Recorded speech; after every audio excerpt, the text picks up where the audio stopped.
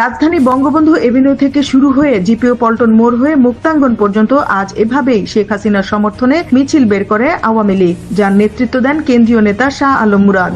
নানা বাধা ও প্রতিকূল অবস্থার মধ্যেও দিন যত যাচ্ছে ততই আওয়ামী লীগ ঘুরে দাঁড়াচ্ছে জনগণকে সাথে নিয়ে। বাংলাদেশের মানুষও বলা শুরু করে দিয়েছে, আগে শেখ হাসিনার আমলেই ভালো ছিলাম। হাসিনা অনেকই ভালো ছিল, হাসিনার মতন ভালো মানুষ নাই।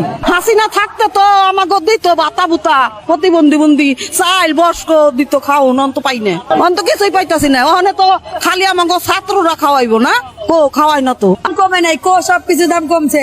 ইলিশ মাছ আনতে গেলে 600-700, এই বলে ইন্ডিয়ার মাছ বন্ধ হয়ে গেলে বলে ফিরি যে কম দামে খাইতে পারুম, কো কম দামে তো খাইতে পারি না, ইলিশ মাছ তো কিনতেই পারি না, আরো দাম বেশি।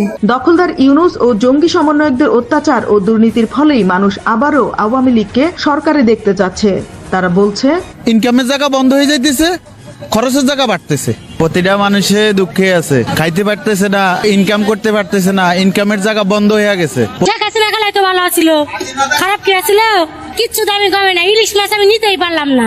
এই টাকা চাকরি করি, এই টাকা তো খাইতে পারতাছি না, অনেক দাম বেশি। হ্যাঁ, উন্নত কি না করে সবই করছিল। বেডি মাছের দাম আছিল, এখন বেডি মাছের দাম নাই। নৌকাই ভালো আছিল, আমার পক্ষে নৌকাই ভালো আছিল। দিন যত যাচ্ছে সাধারণ মানুষ ততই ইউনূসের বিরুদ্ধে ফুঁসে উঠছে। আর আওয়ামী লীগ নেতাকর্মীদের একটি কথা, দেখা হবে রাজপথে, কথা হবে স্লোগানে স্লোগানে।